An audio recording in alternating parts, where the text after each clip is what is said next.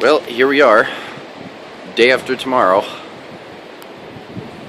My car is okay, but we've got debris quite literally everywhere.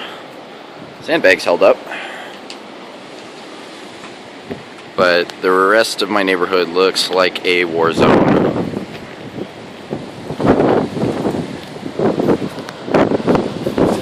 There is no beach wall left. It's been completely blown apart.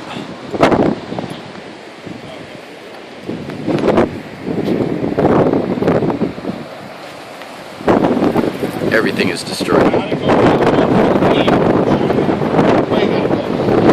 I smell natural gas. There's a leak down here.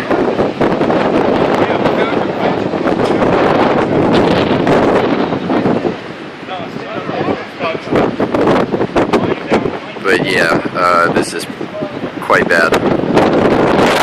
My house made it through somewhat okay. Got some water in the basement, but we have no power, no cell service, no nothing. So this probably won't even get uploaded for maybe a week.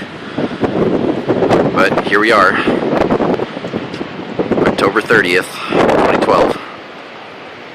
Hurricane Sandy, Rockaway Beach, New York.